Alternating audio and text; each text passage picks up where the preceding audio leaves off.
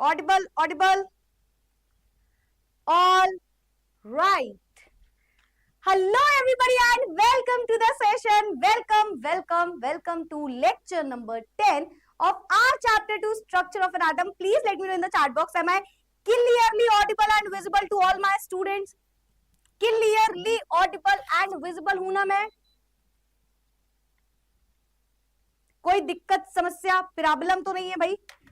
आवाज आ रही है, दिखाई दे रही हूँ, सुनाई पड़ रही हूँ? Hi hi hi, good evening everyone. कहाँ है भाई हमारे बच्चे? Structure of an atom video lecture 10. Hi everyone, आवाज आ रही है? All right, perfect. सो आ चुके हैं हम 10वें लेक्चर में. यार मतलब अलग ही मेहनत लग रही है इस चैप्टर में. तो ऐसा लग रहा है कि तुम्हें? कोई बात नहीं, लगने दो. सारी मेहनत वर्थ होगी. एंड 10वें लेक्चर में आ चुके हो. इस वीक ये चैप्टर खत्म हो जाएगा. आज का लेक्चर बहुत ज्यादा इंपॉर्टेंट है. मैंने लास्ट क्लास में भी बोला था, it is going to be super important chapter. Not for this chapter only कि इस चैप्टर के लिए ये टॉपिक पढ़ना है, पर आज जो आप पढ़ने जा रहे हो ना, ये वाला टॉपिक, ये आपको केमिस्ट्री में ही बहुत जगह पे काम आने वाला है. ठीक है, तो ये हमें पता होना चाहिए. So let's get started. Clearly Audible and visible. Hi hi hi, good evening मेरे बच्चों. स्टार्ट करते हैं आज का सेशन हमारे रिपीट वाले बच्चों के साथ. Let's get started with lecture number 10. और आज हम पढ़ने के वाले, आज हम पढ़ेंगे क्वांटम नंबर्स. ठीक है, तो चलो इसके बारे में थोड़ा सा ओवरव्यू जानते हैं जो हमें पढ़ना है. पहले हम क्वांटम मैकेनिक्स में चलेंगे. Quantum mechanical model. अभी तक हमने जितनी भी बातें पढ़ी, हमें ये बात तो समझ में आ गई कि डुअल नेचर है. इसका डुअल नेचर है हमारे एटम का, है ना? एटम कह रही हूँ, सॉरी, एक second, just give me a second. मैं जरा ये एसी को सही कर लूं, एक सेकंड मेरे को देना. परफेक्ट. हाँ, तो भाई ये चीज हमें पता चल चुकी है कि डुअल नेचर होता है पार्टिकल का, है ना? किसी पार्टिकल का भी डुअल नेचर हो सकता है. मतलब वो वेव की तरह भी काम कर सकता है, वो पार्टिकल वाले फॉर्म में भी काम कर सकता है. तो एक पार्टिकल का भी डुअल बिहेवियर होता है, just as a case of light, जो लाइट में हमने पढ़ा था. ठीक है, quantum mechanical model. Quantum mechanical जो मॉडल है, तो बेसिकली एक ब्रांच ऑफ साइंस ही है जिसमें आप क्या पढ़ने वाले हो? आप कुछ चीजें पढ़ने वाले हो रिलेटेड टू क्वांटम. मतलब जो आप छोटे छोटे पार्टिकल, इलेक्ट्रॉन, इन सब की बातें करने वाले हो ना, वो आप इसमें करने वाले हो. ठीक है, सो जो ब्रांच ऑफ साइंस है जो कि आपको यहाँ पे पढ़ाई जाएगी डुअल बिहेवियर ऑफ मैटर से रिलेटेड, उसे ही आप बोलते हो क्वांटम मैकेनिक्स. क्वांटम मैकेनिक्स क्या है? जो डुअल बिहेवियर ऑफ मैटर के बारे में बात कर रहे हैं, है ना? जो बता रहे हैं कि मैटर का ना डुअल बिहेवियर है, कि अगर आप बोल रहे हो कि ये एक पार्टिकल बिहेवियर दिखा रहा है, तो ये एक लाइट बिहेवियर, मतलब वेव बिहेवियर भी दिखा रहा है. जैसे लाइट होता है, वो पार्टिकल और वेव दोनों बिहेवियर दिखा रहा होता है. ठीक है, तो यहाँ पे भी वही बात बोली गई. अब इस पूरे बात के दौरान ये जो क्वांटम मैकेनिकल मॉडल है, ये इसी बात को पूरा कंटिन्यू करेंगे हम इस पूरे टॉपिक में. ठीक है, तो यस मैम, क्वांटम मैकेनिक्स जो है, क्वांटम मैकेनिक्स एक थियोरेटिकल साइंस है जो कि डील करता है study of motions and microscopic objects that have both observable wave like and particle like properties. कोई बड़ी बात नहीं है. जो भी क्वांटम मैकेनिकल आप पढ़ते हो, क्वांटम मॉडल आप पढ़ते हो, वो दोनों चीजों की बात कर रहा होता है. वो वेव लाइक बिहेवियर भी बता रहा होता है और वो पार्टिकल लाइक बिहेवियर भी बता रहा होता है. तो ऐसी चीजें जिनमें ये डुअल बिहेवियर है, ये उसके बारे में बात करता है. ठीक है, अच्छा, ये क्वांटम मॉडल, ये क्वांटम मैकेनिकल, ये बात कहां से आ रही है? तो ये सब श्रोडिंगर जी बात कर रहे हैं. ठीक है, quantum mechanics was developed independently in 1926 by Werner Heisenberg and Erwin Schrodinger. Schrodinger काफी फेमस केमिस्ट है, यहाँ पे काफी फेमस केमिस्ट है जिन्होंने इस मॉडल के बारे में बहुत कुछ समझाया. ठीक है, तो आप जो भी बात पढ़ के आए हो, क्योंकि हमने ना बहुत सारी थियरीज पढ़ी, हमने बोहर एटॉमिक मॉडल पढ़ा, हमने काफी सारे एटम के मॉडल पढ़े, स्ट्रक्चर पढ़े. अब हमें पता चल चुका है कि यार इसमें जो इलेक्ट्रॉन है ये तो वेव नेचर का है. इतनी दुनिया भर की बातें हमने पढ़ी, उसके बाद पता चला कि इलेक्ट्रॉन जो है वो वेव नेचर भी दिखाता है. तो अब जो ये मॉडल बन गया एटम का, ये बहुत ज्यादा डिफरेंट कह लो, या कह लो बहुत सारे चेंजेस आ गए यार, जो हम स्टार्टिंग से पढ़ते हैं. कहाँ शुरुआत कर रहे थे? तरबूज को लेके, है ना? क्या बोलते हैं, तरबूज को लेके हमने बात करी कि तरबूज की तरह एक एटम है, जो बीज है वो इलेक्ट्रॉन है. और कहा हम यहाँ आ चुके हैं कि इलेक्ट्रॉन कहाँ पे है शायद हमें पता भी नहीं है ना? तो यहां तक का जो सफर है, इसमें जो ये एंड मोमेंट पे आप आ चुके हो, जहां पे आप क्वांटम मैकेनिकल की बात कर रहे हो, यहाँ पे श्रोडिंगर जी आते हैं. इन्होंने बहुत कुछ समझाया जिसके लिए इन्हें नोबेल प्राइज भी मिला आगे चल के. सो यस, अच्छा, खैर इनकी जो एग्जैक्टली वेव इक्वेशन है वो तो हमें बहुत ज्यादा नहीं जाननी है, बहुत ज्यादा इंपॉर्टेंट नहीं है हमारे लिए, लेकिन हमें इतना पता होना चाहिए कि इस तरीके से इन्होंने वेव इक्वेशन के बारे में बताया. यहाँ पे एच जो है ये एक कांस्टेंट होता है, ठीक है, एक मैथमेटिकल एक्सप्रेशन होता है। ये जो जाई बना हुआ है ये वेव नंबर को डिनोट कर रहा होता है कई जगह पे, ठीक है। अब इसके बारे में हम और जानेंगे। जो एटॉमिक ऑर्बिटल होती है ना वो वेव फंक्शन होता है, आप लिख भी लो, जो ये जाई है ना ये वेव फंक्शन के बारे में आपको बता रहा होता है। बट एज आई सेड बस आपको ये थोड़ा थोड़ा ही जानना है, बहुत थोड़ा थोड़ा जानना है, ठीक है, क्योंकि ये सब चीजें हमारे सिलेबस में ऐसे एग्जैक्टली इक्वेशन लिखने को नहीं आती है, ठीक है। An atomic orbital is a wave function for an electron in an atom. एक एटम में जो एटॉमिक ऑर्बिटल है वो वेव फंक्शन है उस इलेक्ट्रॉन के लिए, ठीक है। एक एटॉमिक ऑर्बिटल जो है, ऑर्बिटल क्या है मैम अभी जानोगे, एक एटॉमिक ऑर्बिटल जो है वो वेव फंक्शन है किसी भी इलेक्ट्रॉन के लिए एक एटम में, ठीक है। जो प्रोबेबिलिटी है कि हम इलेक्ट्रॉन को फाइंड कैसे कर सकते हैं किसी भी पॉइंट में एक एटम में, वो डायरेक्टली प्रोपोर्शनल होती है बेटा square of this orbital wave function. इसका अगर आप स्क्वायर कर दोगे, वो बोल रहे हैं अगर आपने इस वेव फंक्शन का स्क्वायर किया, ये बस आपको सुनना है और ये छोटी छोटी बातें बस याद रखनी है। मैं फिर से बोल दूं, इसकी जो एग्जैक्ट इक्वेशन वगैरह है वो आपके सिलेबस में नहीं है, ठीक है, तो आपको बस ये जानना है।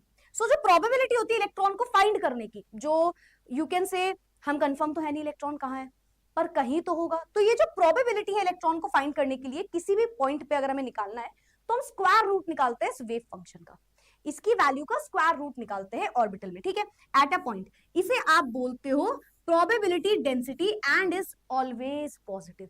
तो जब ये जाई स्क्वायर हो जाता है तो इसे आप बोलते हो प्रोबेबिलिटी डेंसिटी, इसे आप बोलते हो प्रोबेबिलिटी डेंसिटी किसकी, इलेक्ट्रॉन को फाइंड करने की, और इसकी वैल्यू हमेशा एक पॉजिटिव वैल्यू आती है। तभी देखो आगे एक मॉड भी लगा हुआ है, ठीक है।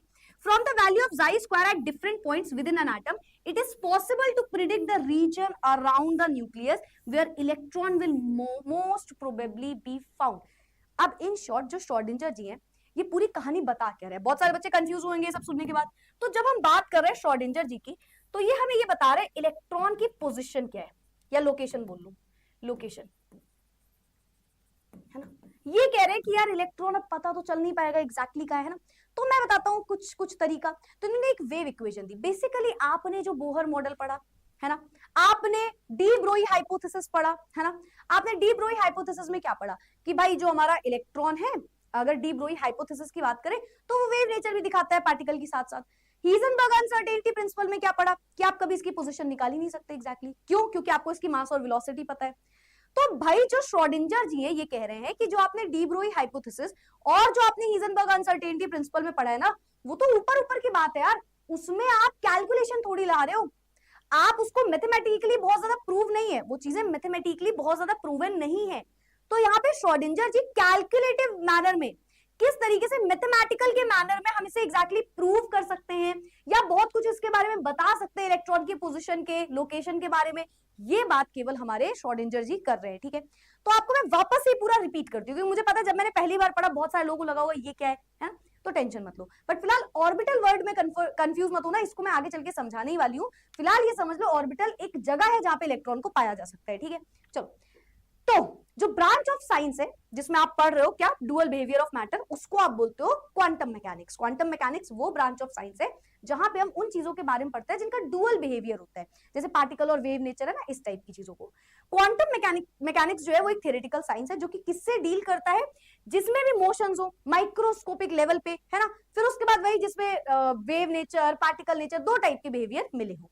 क्वांटम मैकेनिक्स को डेवलप किया गया है वर्नर हीजनबर्ग एंड साथ ही साथ श्रोडिंगर जी के थ्रू। श्रोडिंगर वेव इक्वेशन भी इन्होंने बताई और ये बताना क्या चाह रहे हैं हर बार कि इलेक्ट्रॉन की लोकेशन कहां हो सकती है, ठीक है। तो श्रोडिंगर जी ने वेव इक्वेशन दी जिसे H और जाई से डिनोट कर रहे हो, ठीक है, is equals to E into psi, ठीक है। यहाँ पे H एक वैल्यू है जिसको आप कांस्टेंट रख सकते हो, कांस्टेंट भी नहीं बोलोगे, एक मैथमेटिकली एक्सप्रेशन है, ठीक है।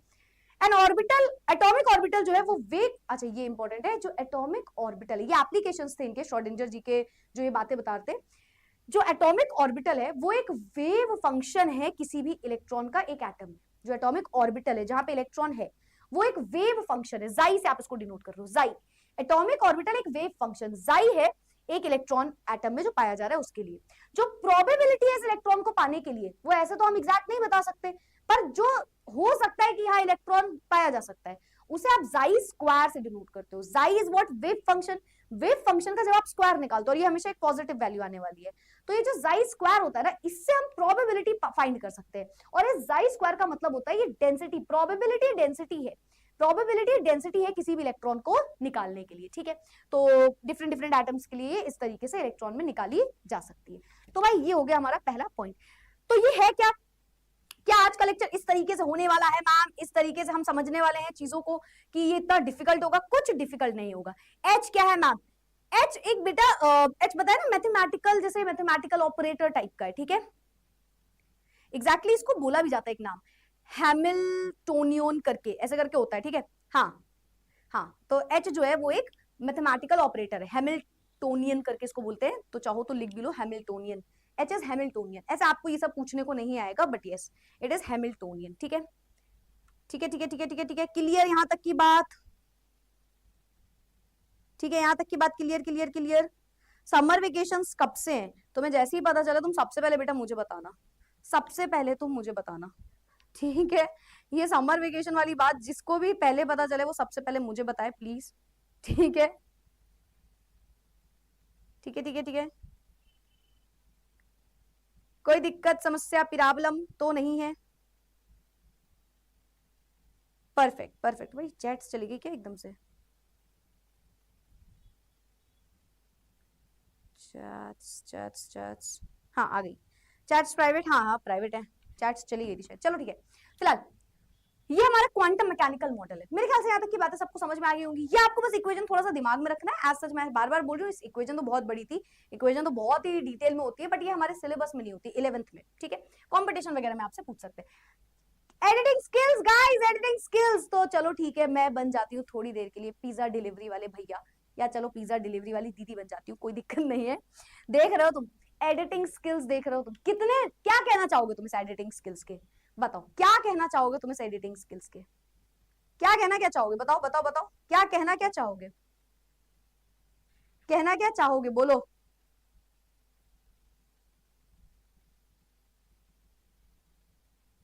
देख रही हूँ मैं तुम लोग की चैट्स पढ़ रही हूँ, मैं बेस्ट रिप्लाई का वेट कर रही हूँ, मैं बेस्ट रिप्लाई का वेट कर रही हूँ, ठीक है। क्या क्या कहना चाहोगे?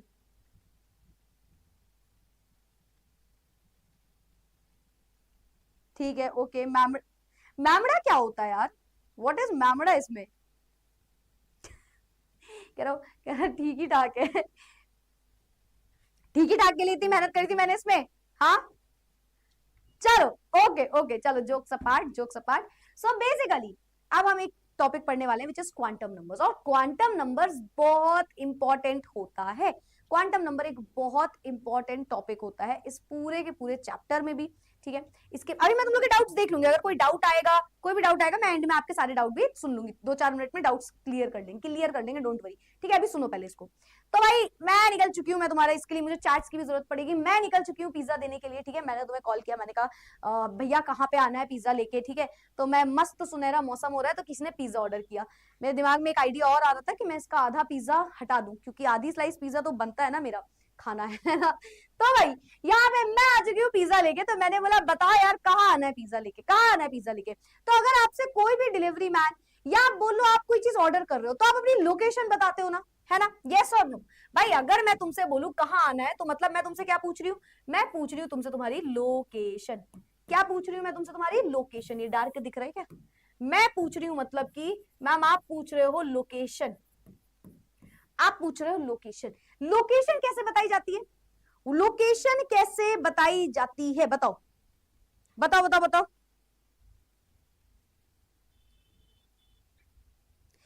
एकदम स्क्रैप से बतानी है, मैंने तुम्हें कॉल करी, एकदम स्क्रैप से बताओ। व्हाट इज एकदम स्क्रैप से, क्या बताओगे?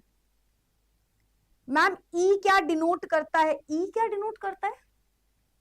Schrodinger equation, E is energy बेटा, टोटल एनर्जी, ठीक है। ये है वेव फंक्शन, ठीक है। और ये एक मैथमेटिकल ऑपरेटर है,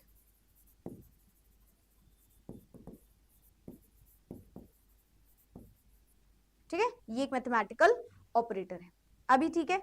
हाँ, इज टोटल एनर्जी या एनर्जी, टोटल एनर्जी या एनर्जी आप लिख सकते हो उसको, ठीक है। हैमिल्टोनियन बताया था, हैमिल्टोनियन लिख दूं, हैमिल्टोनियन ऐसे करके होता है, ठीक है। चलो चलो, हाँ भाई, अच्छा ठीक है। तो बिहार बता रहे हो, लैंडमार्क्स बता रहे हो, यूज लोकेशन करेंगे, ठीक है, एड्रेस बताएंगे, ठीक है ठीक है ठीक है ठीक है, very good very good very good. तो मैं यार बहुत सारे लोगों ने बता दिया आंसर, तो मैं आपको बोलती हूँ कि मैंने बोला एकदम स्क्रैच से, एकदम स्क्रैच से अगर मैं तुम्हारे घर आ रही हूँ, ठीक है, मैं तुम्हारे घर आ रही हूँ स्कूटी स्कूटी चला के, तो मैंने बोला भैया भैया कहाँ लाना है पिज्जा, तो आप कुछ ना कुछ लोकेशन बताओगे, है ना। अब उस लोकेशन में सबसे पहली चीज क्या होती है, आप मुझे बताओ चाहे ना बताओ, कुछ तो भैया देख रहे होंगे ना कि क्या लोकेशन है। तो लोकेशन सबसे पहली एक बात है मैम कि भाई इंडिया की होगी, ये तो कोई बोलने वाली बात नहीं है ना। अभी फिलहाल मैं अगर बात करूं तो जिस भी जगह पे हो आप, तो सबसे पहले जब भी हम लोकेशन की बात करते हैं, मैं आपसे आपकी लोकेशन पूछूं, कोई भी दुनिया का इंसान आपकी लोकेशन पूछता है, तो क्योंकि हम इंडिया में ही है तो हम इस चीज को बोलते नहीं है कि इंडिया इंडिया, बट ऑफकोर्स हम है कहाँ, हमारी कंट्री कौन सी है, तो हम बोलते हैं इंडिया, ठीक है। अब लेट्स से आप मुझसे पूछ रहे हो, ठीक है, चलो मतलब मुझसे क्या पूछ रहे हो, मैं पूछ रही हूँ, ठीक है, मैंने कहा भाई भाई भाई पिज्जा कहाँ लाना है, जल्दी बताओ, फिर मेरा भी मन हो रहा है खाने का। तो सामने वाले ने बोला भाई इंडिया में लाना है, मैंने कहा ये क्या बात हुई, इंडिया में कहाँ पे, तो इंडिया में कोई जगह होगी, लेट्स से मैंने बोला इंडिया में सिटी क्या है, लखनऊ, लखनऊ, इंडिया में मैंने आपसे बोला कहां पे, तो आपने बोला लखनऊ, ठीक है, चलो भाई, तो इंडिया में लखनऊ में लाना है, ठीक है ठीक है, लखनऊ में कहां पे लाना है, लखनऊ में कहां पे लाना है, तो लेट्स से आपने बोला गोमती नगर, ठीक है, लेट्स से आपने बोला गोमती नगर, ठीक है भैया गोमती नगर में कहां पे, गोमती नगर में कोई तो जगह होगी, तो मैंने बोला भाई गोमती नगर में ना शर्मा जी चाय है, शर्मा जी चाय है, बस वहीं पे है मेरा घर, बस वहीं पे है मेरा घर, ठीक है। अच्छा अब वहां पे कौन सा घर, वहां पे भाई चौथा घर है, या मैंने बोला कि पहले वहां तक तो आ जाओ, यहां तक तो आ जाओ। अब ये जो जगह आपने बताई बेटा, ये जो आपने जगह बताई, इसको आप क्या बोलोगे, इसको आप बोलोगे कि यहाँ पे मैम जब डिलीवरी बॉय यहाँ पे पहुंचेगा तो यहाँ पे मैक्सिमम प्रोबेबिलिटी होगी मेरे होने की, या मेरे घर होने की, मेरा घर होने की, मेरा घर होने की, यस और नो, पहले ये बताओ, यही तो बात हुई यार। तो मैंने तुम्हें कॉल करी, मैंने कहा कहाँ आना है, तुमने कहा इंडिया में, इंडिया में कहाँ पे, सिटी बता दी लखनऊ में, लखनऊ में कहाँ पे, लखनऊ में गोमती नगर में, गोमती नगर में कहाँ पे, शर्मा जी चाय वाला है भाई उसी के पास आ जाओ। तो यानी कि यहाँ पे आपने कोई ना कोई जगह बता दी, ठीक है, लोकेशन बता दी। आप एग्जैक्ट ये थोड़ी बोलोगे कि ये घर का नाम थोड़ी कोई होता है, तो इस तरीके से आप जगह बताओगे, है ना, लोकेशन तो आप ऐसे ही बताते हो। और ये जो आपने आखिरी जगह बताई, जैसे ही भाई ये डिलीवरी वाले भैया दीदी जो भी है, अभी तो दीदी है ना, तो भाई तुम्हारी तापुर मैम जैसे ही इस जगह पे पहुंचेंगी, तो भाई यहाँ पे लेट्स से 10 घर बने, 15 घर बने, जितने भी घर बने, इस जगह पे तुम्हारे घर के होने की जो प्रोबेबिलिटी है वो सबसे मैक्सिमम है। मतलब यही कहीं पे तुम्हारा घर है, अगर मैं यहाँ पहुंच गई मतलब मैं तुम्हारे घर ऑलमोस्ट पहुंच गई, है ना। बस इसी तरीके से हमें पढ़ना है, बस यही हमें दिमाग में रखना है, ठीक है। यही एक इलेक्ट्रॉन की जगह होती है। मैंने बोला कि यार फिर से मैम, फिर से एक बार और, तो हमने बोला कभी भी मैं आपसे या कोई भी आपसे एड्रेस पूछता है तो आप भाई एक कंट्री का नाम बताते हो, फिर आप सिटी का नाम बताते हो कहाँ पे है, फिर आप एरिया बताते हो कौन से एरिया में हो, उस एरिया में आपके घर के होने की मैक्सिमम प्रोबेबिलिटी होती है, मैक्सिमम प्रोबेबिलिटी होती है हमारे घर के होने की, है ना। बस इसी तरीके से आपको पूरा जो क्वांटम मैकेनिक्स में आप क्वांटम नंबर्स पढ़ने वाले हो ना, वो याद रखना है। मतलब मैम, मतलब ये बेटा कि एक इलेक्ट्रॉन कहाँ है, एक इलेक्ट्रॉन कहाँ है, कहाँ है, कहाँ है भाई, कहाँ है, कहाँ है, कहाँ है, इलेक्ट्रॉन कहाँ है, इलेक्ट्रॉन कहाँ है, तो इलेक्ट्रॉन कहाँ है हमें नहीं पता, आप एग्जैक्टली नहीं बोलते, आप बोलते भाई सुनो मैं तुम्हें ना 4 जगह बता रहा हूँ, 4 जगह बता रहा हूँ, और ये जो चौथी वाली जगह है ना, यहाँ पे इलेक्ट्रॉन के होने की मैक्सिमम प्रोबेबिलिटी होगी, मैक्सिमम प्रोबेबिलिटी होगी। तो आप 4 चीजें बताते हो, सबसे पहले आप n की वैल्यू बताते हो, फिर आप l बताते हो, फिर आप m बताते हो, फिर आप s बताते हो। इस तरीके से आप इलेक्ट्रॉन की जगह निकालते हो, इस तरीके से आप इलेक्ट्रॉन की जगह निकालते हो, ठीक है। तो इलेक्ट्रॉन एग्जैक्टली कहां पे बैठा है हमें एक जगह निकालनी होती है। अगर मैं आपको और डेप्थ में बताऊं तो इलेक्ट्रॉन किसी शेल में बैठा हुआ है, उस शेल के अंदर कोई सबशेल होती है, उस सबशेल के अंदर कोई ऑर्बिटल होती है, और उस ऑर्बिटल में ही इलेक्ट्रॉन के होने की प्रोबेबिलिटी होती है, ठीक है। अभी आएंगे, डोंट वरी इस चीज पे। तो फिलहाल भाई अगर तुमसे तापुर मैम द्वारा डिलीवरी विमेन बन के, बॉय तो है नहीं है ना, डिलीवरी गर्ल बन के आई है, मैं बोलो भाई भाई कहाँ आना है कहाँ आना है, तो तुम अपनी कोई लोकेशन बताओगे, है ना।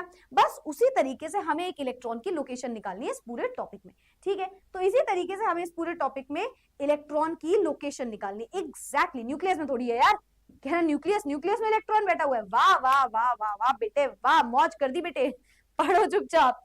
चलो, तो लोकेशन ऑफ एन इलेक्ट्रॉन निकालना है। Large number of orbitals are possible in an atom, qualitatively these orbitals can be distinguished by the size, shape, orientation, ठीक है। तो पहले हम ऐसा करते हैं, बार बार एक टर्म आ रहा है उसको ही समझ लेते हैं, वो है orbital.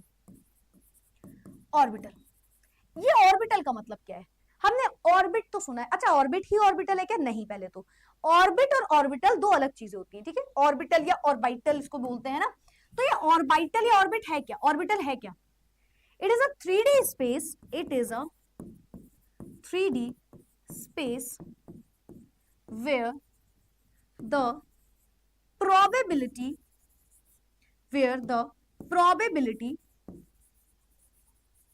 of finding an electron is maximum।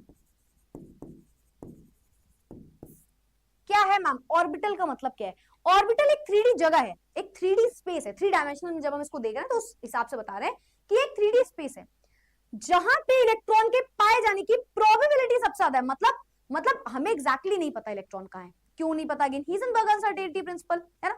वो बता रहे हैं कि आपको इलेक्ट्रॉन का मास पता है, आपको इलेक्ट्रॉन की वेलोसिटी पता है, आप एग्जैक्टली कभी बता ही नहीं सकते इलेक्ट्रॉन कहाँ बैठा है, पर आप एक प्रोबेबिलिटी बता सकते हो कि यार यहाँ हो सकता है, हमें एग्जैक्टली नहीं पता पर यहाँ हो सकता है ना, यही तो मतलब हुआ। यस मैम, तो ऑर्बिटल वो 3D जगह है जहां पे हम बोलते हैं वो 3D स्पेस है, एक 3D स्पेस है जहां पे एक इलेक्ट्रॉन के होने की जो प्रोबेबिलिटी है वो सबसे ज्यादा है, मैक्सिमम है, मतलब सबसे ज्यादा चांसेस है कि इलेक्ट्रॉन यहां बैठा होगा, ये एक ऐसी जगह है, ठीक है।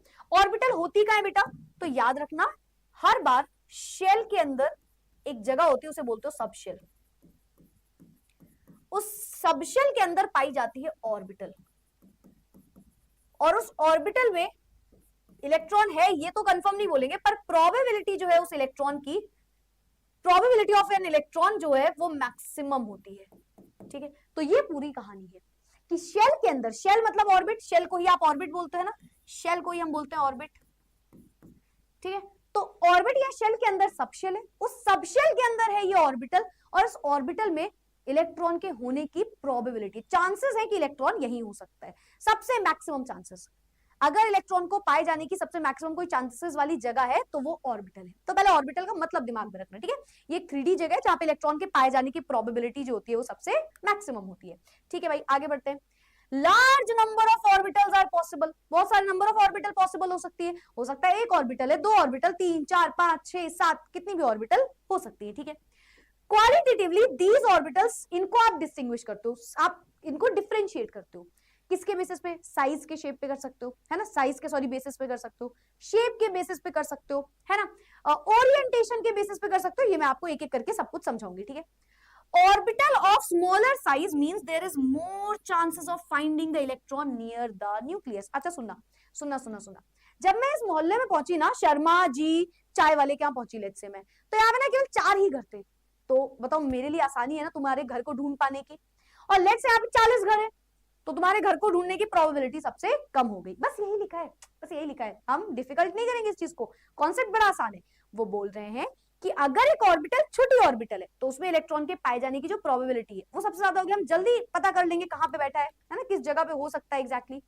तो an orbital of smaller size, छोटे साइज की जो ऑर्बिटल है उसका मतलब होता है there is more chance of finding the electron near the nucleus, तो न्यूक्लियस के पास इलेक्ट्रॉन के पाए जाने की जो प्रोबेबिलिटी होती है ना वो थोड़ी बढ़ जाती है, ठीक है। इसी तरीके से शेप एंड ओरिएंटेशन का मतलब होता है there is more probability of finding the electron this. अच्छा एक बात बताओ, जैसे मैं तुम्हारे घर ही, तुमने बोला अरे टापुर मैम सुनिए, चलो ठीक है तुम मुझे दीदी बोल सकते हो इस समय पे, है ना, तुमने बोला अरे दीदी दीदी दीदीड़ा सुनो जरा, मैं आपको एक बात बताऊं, मेरे घर का शेप पता है तुम्हें क्या है, मैंने कहा कैसा शेप है, तुमने कहा सबसे छोटा घर है एक, सबसे चलो ठीक है रुको रुको, तुम्हारे भावनाओं को ठेस ना पहुंचाते हुए, एक सबसे बड़ा घर है, एक है सबसे बड़ा घर, सबसे बड़ा घर है मैम, सबसे बड़ा घर है ना, सबसे बड़ा, या कह लो बहुत बड़ा घर है मैम।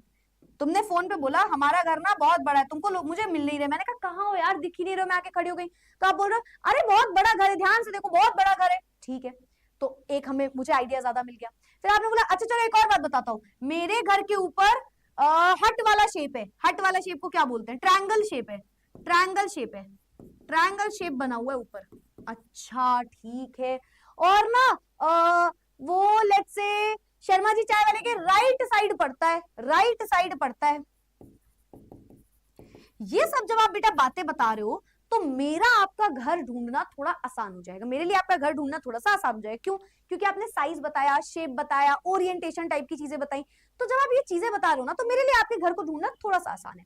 इसी तरीके से क्योंकि हम एक ये क्या हो गया, अच्छा ओके, मैं सोची कट गया पूरा ये, तो क्योंकि हम एक इलेक्ट्रॉन की बात कर रहे हैं तो वो बोल रहे हैं कि similarly shape orientation means there is more probability of finding the electron along certain directions than along others। तो बाकी जगह पे निकालने से बेहतर है जहां पे हमें ये चीजें पता चल जाए वहां पे हम इलेक्ट्रॉन को ढूंढना शुरू कर दें। Atomic orbitals are precisely distinguished by what they are known as quantum numbers. वो बोल रहे हैं एटॉमिक नंबर्स, एटॉमिक ऑर्बिटल जो है वो प्रिसाइजली डिस्टिंग्विश की जाने वाली है किसी से शेप के बेसिस पे, साइज के बेसिस पे, ओरिएंटेशन के बेसिस पे, इस बेसिस पे अलग अलग एटॉमिक ऑर्बिटल्स आएंगे और उसी सारी चीजों को आप जो पढ़ते हो उन्हें बोलते हो क्वांटम नंबर्स, ठीक है। तो इन शॉर्ट क्वांटम नंबर्स हमें बताते हैं एक इलेक्ट्रॉन कहां पे, पहले तो हम ये बात कर रहे हैं, तो उस इलेक्ट्रॉन के होने की कौन सी जगह है, साइज कोई बताएगा, कोई शेप बताएगा, कोई ओरिएंटेशन बताएगा, कैसे वो इलेक्ट्रॉन ओरिएंटेड है, ऐसे करके बैठा है, ऐसे करके बैठा है, क्या है वहां पे चीजें, तो इसे आप बोलते हो क्वांटम नंबर्स। ये जो सारी बातें आप पढ़ने वाले हो, तीन चार चीजें पढ़ने वाले हो, इन्हें आप बोलते हो क्वांटम नंबर्स। क्या बोलेंगे हम? क्वांटम नंबर्स बोलेंगे, ठीक है। तो ये तो भाई लोकेशन ऑफ एन इलेक्ट्रॉन की हमने ओवरव्यू बात कर ली। अब हम एक एक करके एक एक क्वांटम नंबर को जानेंगे। टोटल क्वांटम नंबर कितने हैं? 4 क्वांटम नंबर है, ठीक है। पहले 3 डिस्कवर हुए थे, फिर चौथा आया था, ठीक है। तो टोटल हमारे पास होते हैं 4 क्वांटम नंबर्स। हर एक इलेक्ट्रॉन, एक एटम को आइडेंटिफाई करने के लिए हमें, अच्छा कॉन्सेप्ट मत भूलो, हम ये पढ़ क्यों रहे हैं, इलेक्ट्रॉन है कहां पे, किस जगह पे, शेल कौन सी, सबशेल कौन सी, ऑर्बिटल कौन सी, ऑर्बिटल में किस तरीके से ऐसे करके मुंह बैठा है, ऐसे करके मुंह बैठा है, तो ये सारी बातें जो आपको एक एक करके बताने वाले हैं वो 4 क्वांटम नंबर से हम पढ़ते हैं। तो आप पूरा आइडिया आपको मैं दे चुकी हूँ, है ना। शेल पढ़ोगे, फिर सबशेल पढ़ोगे, फिर ऑर्बिटल पढ़ोगे, और फिर उसके बाद इलेक्ट्रॉन किस तरीके से बैठा हुआ है। तो चारों एक एक करके मैंने आपको ऑलरेडी ओवरव्यू दे दिया क्या है। अब एक एक करके इनका नाम जानो। पहला क्वांटम नंबर होता है प्रिंसिपल क्वांटम नंबर, और यहाँ पे प्रिंसिपल में जो पी और एल और पीएलई में कंफ्यूज मत होना, ये स्कूल वाले प्रिंसिपल की ही स्पेलिंग है, पीएएल, प्रिंसिपल क्वांटम नंबर, जो एक हेड ऑफ क्वांटम नंबर है। इसके बिना तो पता ही नहीं कर सकते। तुम मुझे कंट्री नहीं बताओ, लेट्स से आपने डाला ही नहीं, आप एक बात बताओ, जब आप अपनी लोकेशन डाल रहे हो तो सबसे पहले तो आपको कंट्री सेलेक्ट करनी होती है ना, बिना कंट्री के कैसे बता दोगे, ठीक है। तो ऐसा तो हो ही नहीं सकता कंट्री कोई ना हो, तो कंट्री सबसे पहले मेन चीज होती है। उसके बाद नेक्स्ट आता है एजीमुथल क्वांटम नंबर, इसे सब्सिडियरी क्वांटम नंबर भी बोलते हैं। तो एजीमुथल क्वांटम नंबर एल से डिनोट करते हो। नेक्स्ट आता है मैग्नेटिक क्वांटम नंबर, एम से डिनोट करते हो। नेक्स्ट आता है स्पिन क्वांटम नंबर, एस से डिनोट करते हो। कितने क्वांटम नंबर है? 4। पहले 3 आए थे, फिर चौथा भी अब आपके में, ठीक है। आपके मतलब बहुत पहले डिस्कवर हो चुका था, बट मैं बता रही हूँ कि जब ये पूरा डिस्कवरी चल रही थी तब 3 ही आए थे, फिर थोड़े टाइम बाद भी स्पिन क्वांटम नंबर को भी लाया गया। तो कितने क्वांटम नंबर है? 4। कौन कौन से? Principal quantum number, azimuthal quantum number, spin quantum number भी है, और मैग्नेटिक क्वांटम नंबर है, ठीक है भाई। यहां तक किसी को कोई डाउट तो नहीं है? कोई डाउट तो नहीं है? क्लियर है? Clear clear clear clear clear clear. जब हमें आज तक पता ही नहीं है कि इलेक्ट्रॉन कहाँ है, कहां पर है, फिर इतना पढ़ना ही क्यों है? ये तो गलत पढ़ा रहे हैं ना हमें। क्यों क्यों? ये क्या बात हुई? ये क्या बात हुई? ये नहीं बोल रहे हैं वो, आपको समझना पड़ेगा। दे आर सेइंग कि बेटा एक बात बोले, इलेक्ट्रॉन के होने की प्रोबेबिलिटी तक भी तुम सोच रहे हो ना, तो तुम भगवान का शुक्र मनाओ कि हमें यही पता है। बहुत बड़ी बात होती है ये, इलेक्ट्रॉन कहाँ बैठा है ये सबने बोल दिया, शेल में ही है भाई वो इलेक्ट्रॉन। तुम किसी कंट्री में ही हो, तुम लखनऊ में ही हो, तुम लखनऊ में भी किस जगह पे भी पता है, पर वहां पे तुम्हारे पाए जाने की प्रोबेबिलिटी है, वो ये कह रहे हैं। अच्छा इसका भी रीजन जानो, तुम हर टाइम घूम रहे हो, थोड़ा तो दिमाग लगाओ, इतना सा बस दिमाग लगाओगे तो इसका आंसर मिल जाएगा। ये जो आप पता कर रहे हो ना इलेक्ट्रॉन कहाँ पे है, अगर मैं आपसे बोलूं आपका डिलीवरी वाला लेक्चर आपका कोई कुछ देने आ रहा है और आप घूम रहे हो उस रास्ते पे, घूमते जा रहे हो घूमते जा रहे हो घूमते जा रहे हो, तो भाई आप वो क्या पता लगा लेगा कि यहाँ पे आपके होने की प्रोबेबिलिटी सबसे ज्यादा है ना। कुछ भी बोलते हो यार तुम लोग तो। हाँ चलो यहाँ तक की बात में किसी को कोई डाउट नहीं है, क्लियर क्लियर क्लियर, चलो ठीक है ठीक है परफेक्ट। तो 4 क्वांटम नंबर्स है, principal quantum number, azimuthal quantum number, magnetic quantum number and spin quantum number. चारों के चारों क्वांटम नंबर का नाम दिमाग में रखो, याद करो इन्हें। आगे बढ़ते हैं नेक्स्ट स्लाइड में।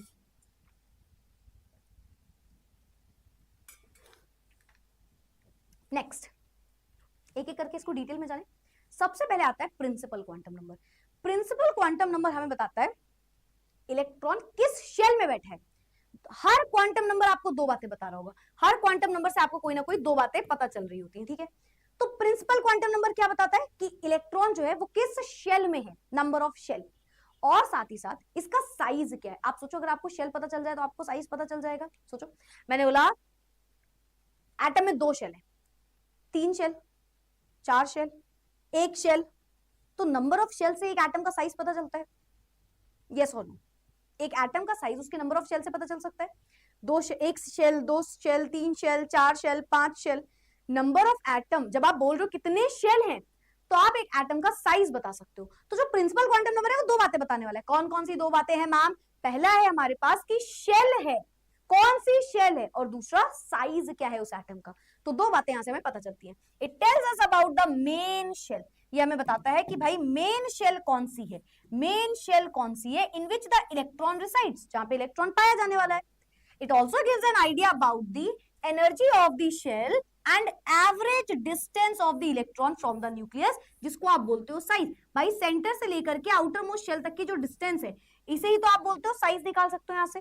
तो ये होता है हमारा प्रिंसिपल क्वांटम नंबर का काम। कैसे डिनोट होता है? स्मॉल एन से, ठीक है। अच्छा अब जो n की वैल्यू है बेटा, खुद से सोचो क्या ये कभी भी 0 हो सकती है? अभी अभी मैंने आपको बताया ये कभी पॉसिबल नहीं है। n can never be 0। Shell के अंदर कहीं ना कहीं कुछ नहीं बैठा हुआ है वो अलग बात है, पर शेल तो है, शेल तो है। तो n can never be 0, it can never be equal to 0, never be equal to 0, कभी 0 नहीं हो सकता। n की वैल्यू 0 हो ही नहीं सकती। ऐसा थोड़ी शेल नहीं है इलेक्ट्रॉन इस सिटी में, नहीं नहीं नहीं, कंट्री इज मैंडेटरी। हाँ कंट्री में कोई सिटी का नाम नहीं है, कंट्री ही है केवल, वो अलग बात हो गई। पर हम ये नहीं कह सकते कि शेल ही नहीं है। तो शेल कैन नेवर बी 0। तो 1 से स्टार्ट होगी, 1 2 3 एंड सो ऑन, आगे तक जाएगी। सबको पता है जो n की वैल्यू जब 1 होती है तो उसको k शेल बोलते हो, है ना। n की वैल्यू जब 2 होती है तो हम उसको l शेल बोल रहे होते हैं। n की वैल्यू जब 3 होती है तो आप इसको बोलते हो m शेल, है ना। और n की वैल्यू जब 4 होती है तो इसे आप बोलते हो n शेल। बेटा इसको सुनते जाओ, लिखते जाओ, आपको एंड तक ये कॉन्सेप्ट बहुत अच्छे से क्लियर भी होगा। और बिलीव मी एक इंपॉर्टेंट कॉन्सेप्ट है, अच्छे से समझना, क्योंकि आज के बाद ये हर जगह काम आने वाला है, ठीक है। चलो भाई आगे बढ़ते हैं। एजीमुथल क्वांटम नंबर, पहली चीज हम समझ गए, मैम। ये हमें शेल क्या बताएगा?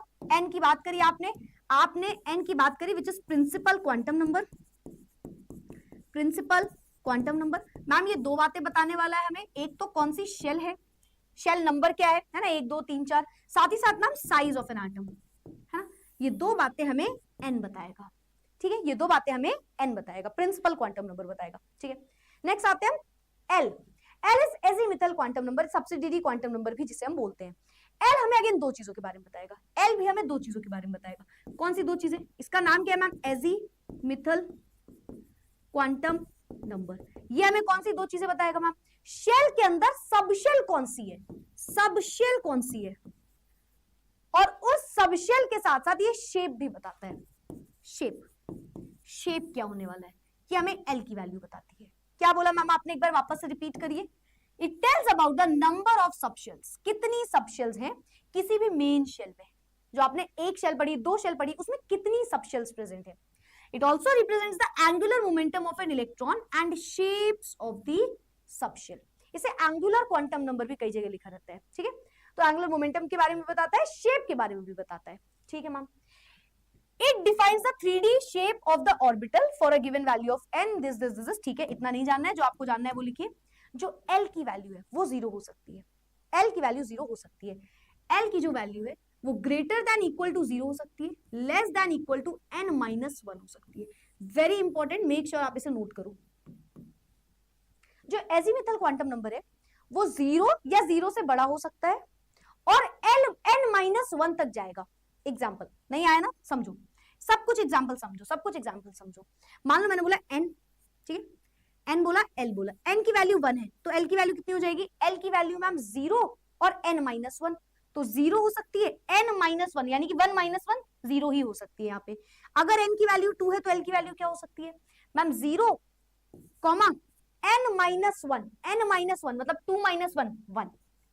मैम n की वैल्यू 3 हो गई, 3 शेल है तो सब शेल कितनी होगी, देखो एक शेल, ध्यान से देखो, एक शेल एक सब शेल, 2 शेल 2 सब शेल, 3 शेल 3 सब शेल होंगी। कौन कौन सी सब शेल होंगी, 0 हो सकती है मैम, 1 हो सकती है और n-1 तक यानी कि 3 - 1 2 हो सकती है। तो L मतलब सब शेल, L मतलब सब शेल। सब शेल कितनी है, सब शेल के साथ साथ शेप बताएगा, वो हम आगे जानेंगे, ठीक है। तो सब शेल बताता है। अच्छा सब शेल से क्या लेना देना मैम, समझो, अगर मैंने आपसे बोला 0, L की वैल्यू 0 हो सकती है, 1 हो सकती है, 2 हो सकती है, 3 हो सकती है, कुछ भी हो सकती है, ठीक है। 1 को आप बोलते हो S, 0 वाली सॉरी सब शेल को आप बोलते हो S, 1 वाले को आप बोलते हो P, 2 वाले को आप बोलते हो D एंड 3 वाले को आप बोलते हो F। और ये नाम है इनके, S subshell, P subshell, D subshell, F subshell, subshell, SPDF, SPDF। S मतलब 0 मतलब L की वैल्यू 0 मतलब फर्स्ट शेल की बात हो रही है, ठीक है। P मतलब 1 सब शेल की बात हो रही है, D मतलब 2 सब शेल, F मतलब सब शेल की वैल्यू 3 है, 3 सब शेल है। तो SPDF ये सब शेल्स है। क्या है, सब शेल्स है। सब शेल मतलब शेल जो है जिसमें इलेक्ट्रॉन हम स्टार्टिंग से पढ़ते हैं, उसके अंदर ये पाई जाती है जगह, उसको बोलते हो सब शेल। सब शेल S हो सकती है, P हो सकती है, D हो सकती है, F हो सकती है, ठीक है। फिर से मैम एक बार और, चलो ठीक है एक और बार बताते हैं, एक और बार इसको हम समझाते हैं। सब शेल जो है वो S हो सकती है, P हो सकती है, D हो सकती है, F हो सकती है।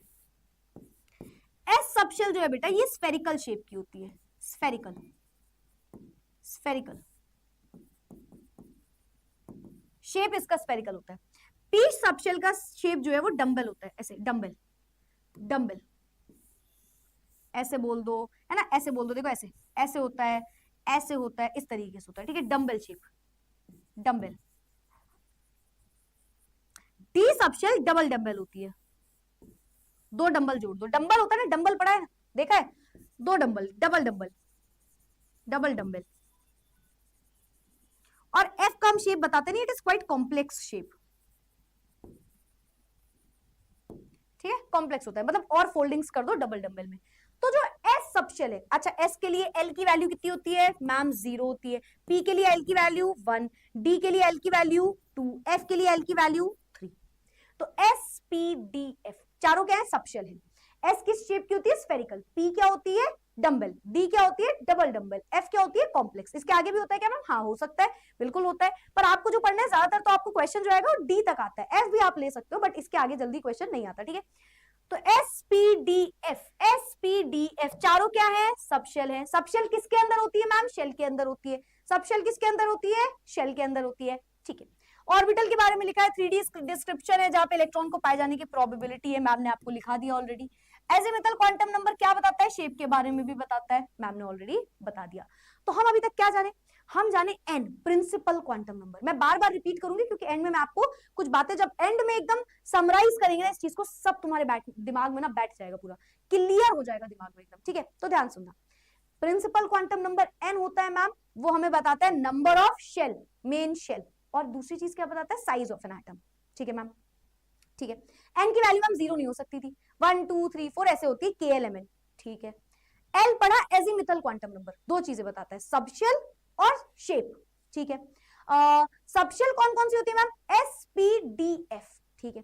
एल की जो वैल्यू होती है वो कितनी हो सकती है, 0 या उससे बड़ी, और n-1 L या उससे छोटी। तो 0 से लेकर के n-1 L तक इसकी वैल्यू जाती है।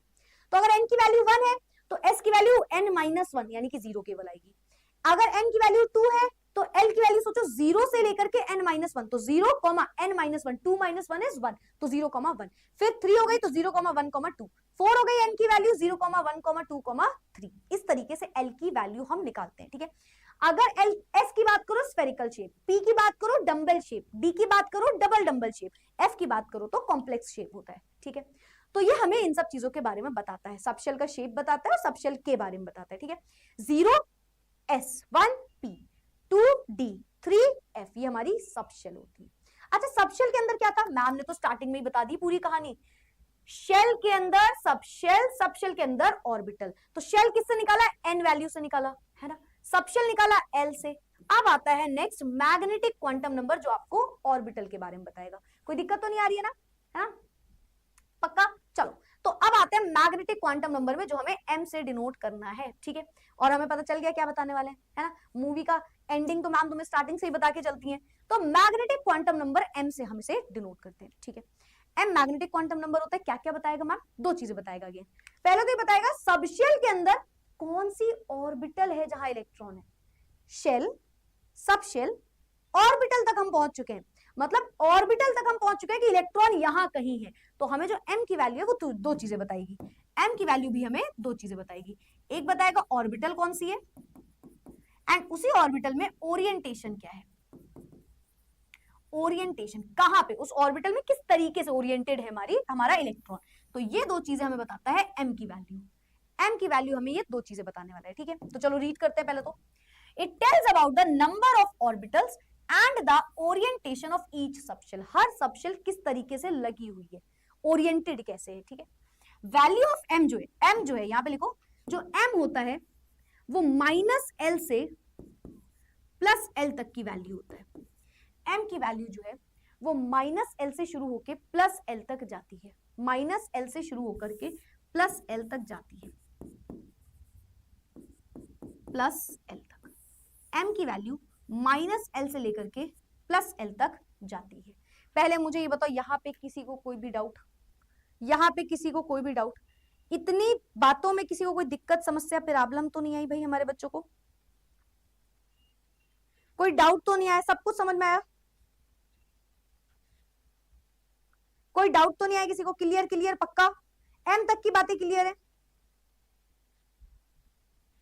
एम तक की बातें सबको क्लियर है पक्का? एम सबस्क्रिप्ट एल लिखा है बुक में, लिख लो बेटा, लिख लो। एम सबस्क्रिप्ट एल भी होता है इसका सिंबल, यस, ऐसे करके लिखा रहता है। एम एल लिख लो, बताने ही जाती मैं ये बात भी। अभी कोई दिक्कत आ रहा है ना? चलो ठीक है, कोई कह रहा है कि नहीं आ रहा, बहुत सारे बच्चों ने क्लियर लिख दिया, बट एक दो बच्चे जो लिख भी रहे ना कि मैम ये क्या है, ये क्या है, मैम तुम्हें क्वेश्चन समझाएंगे, तुम टेंशन मत लो, तुम बस लिखो सुनो। अगर तुम्हें यहां तक भी लग रहा है ना तो बस लिखो और सुनो, मैं तुम्हें गारंटी देती हूँ तुम्हें सब समझ में आएगा, बस थोड़ा सा पेशेंस रखना। ठीक है, चलो, तो एल की वैल्यू जो है वो -L से +L तक जाती है, एम की वैल्यू। ठीक है, ठीक है, थोड़ा सा और समझते हैं, मैम नहीं आया, ठीक है। तो हम मैग्नेटिक क्वांटम नंबर के बारे में और समझते हैं। हमने बोला जो इसके एम की वैल्यू है वो -L से +L तक जाने वाली है, -L से कहां तक, +L तक जाने वाली है। ठीक है, ठीक है, तो लेट्स से मैंने बोला L की वैल्यू क्या हो सकती है मैम, 0 हो सकती है, 1 हो सकती है, 2 हो सकती है, 3 हो सकती है, 0 1 2 3 हो सकती है ना।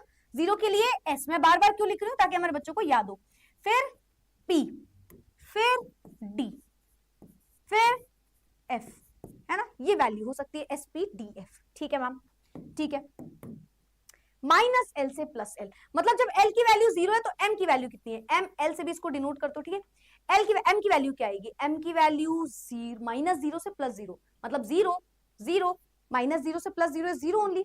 ठीक है, सोचो L की वैल्यू जब 1 हुई तो M की वैल्यू क्या होगी, L की वैल्यू जब हो गई 1 तो M होता है -L से +L तक, -L से +L, -1 से +1, तो -1, 0, 1 आएगा, यानी सोचो सोचो सोचो, -L यानी कि -1 से +L यानी कि +1 तक, और बीच में क्या आएगा, -1, 0 सेंटर में क्या होता है +1, और -1 के बीच में होता है 0। अब D की वैल्यू तुम खुद से बताओ क्या होगी, D की वैल्यू खुद से बताओ क्या होगी, D की वैल्यू मतलब अगर L आपने बोला D के लिए L की वैल्यू 2 होती है ना, यस मैम, तो M की वैल्यू कितनी हो जाएगी मैम, -L से +L, -L से +L, माने कि -2 से +2, मैम -2 से +2 होने वाली वैल्यू, +2, -2 और +2 के बीच में क्या क्या आता है, -2, -1, 0, +1, +2, ये वैल्यूज आती है मैम इनके बीच में। तो ये M की वैल्यू हो गई जब L की वैल्यू 2 है। 3 के लिए कोई मतलब ही नहीं बताने का मैम, इतनी देर में मैम इतना नहीं समझे होंगे क्या हम, +1 +2 +3, ये आ गई सारी की सारी वैल्यूज m की। अच्छा एक सेकेंड मैम ये क्या रटवा रहे हो आप, ऐसे रटेंगे -1, पहली चीज तो ये आपको ऐसे ही याद हो जाएगा, खुद ही याद भी नहीं करना है, खुद ही पता चल गया।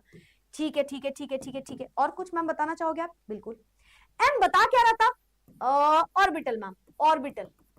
जैसे l बता रहा था सबशेल, है ना, वैसे ही मैम m बता रहा था हमें ऑर्बिटल, वैसे ही मैम m बता रहा था हमें ऑर्बिटल। मतलब s सबशेल में केवल एक ऑर्बिटल है। सोचो, s सबशेल में केवल 0 यानी कि केवल एक ऑर्बिटल है।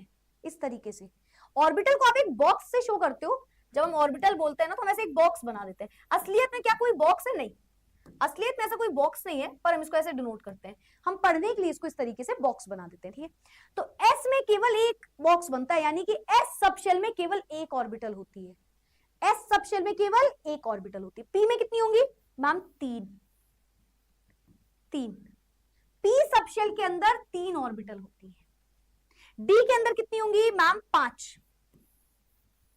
तो हमेशा के लिए याद रखना ये बातें बेटा। और मैं फिर से बोल दूं, ये कोई यहाँ की बात नहीं है, ये तो मैं थ्रू आउट केमिस्ट्री 12th में 11th में हर जगह हर चैप्टर में जब तक आपके पास ये रहेगा सब पढ़ोगे, नेक्स्ट चैप्टर में भी ये सब सुनोगे वापस से। तो डी के अंदर 5 सबशेल, 5 डी सबशेल के अंदर 5 ऑर्बिटल होती है। और बेटा ये चीज तुमको हमेशा याद रखनी है, डी के अंदर टोटल 5 ऑर्बिटल होती है। कितनी ऑर्बिटल होती है? 5 ऑर्बिटल होती है। और एफ के अंदर 7 लिखे हैं यहाँ पे वैल्यूज, तो यहाँ पे 7 होती है, 7 ऑर्बिटल। इस तरीके से, ठीक है, इस तरीके से ऑर्बिटल्स हमारे पास बनी होती है। इसे आप बोलते हो px, py, pz, है ना। इसे आप बोलते हो dxy, yz, zx, x² - y², dz²। इस तरीके से आप इसको बोला भी करते हो, इसका नाम होता है। ऐसा कोई नाम नहीं होता, मतलब ऐसे तो इसको भी px इसको बोल दो, py इसको बोल दो, ऐसे बोल सकते हो, है ना, ऐसा कुछ नहीं होता, बट ये एक नाम रख दिए जाते हैं। तो इन दोनों के नाम आपको याद रखने हैं, px, py, pz, dxy, yz, zx, x² - y² z²। ये पता होना चाहिए, कुछ बड़ी बात नहीं है, बस ये बोले कि इस एक्सिस पे भाई ऐसे, लेट्स से p ऐसे बन रहा है, ऐसे ऐसे करके बन रहा है, तो कुछ x एक्सिस पे आ रहा होगा, कुछ y एक्सिस पे आ रहा होगा, है ना। तो इस वजह से ये लिखा हुआ है, इस वजह से ये चीज लिखी हुई है। तो भाई ये चीज तो हमें बहुत अच्छे से याद रखनी है। m की वैल्यू, m की वैल्यू क्या बता दी? देखो ये 0 हो गया, ये -1 0 +1, -2 -1 0 +1 +2, -3 -2 -1 0 +1 +2 +3। इस तरीके से ये हमें m की वैल्यू बताती है। मैग्नेटिक क्वांटम नंबर, ये हम पढ़ रहे हैं इस स्लाइड में, मैग्नेटिक क्वांटम नंबर। इस स्लाइड में हमने पढ़ा मैग्नेटिक क्वांटम नंबर।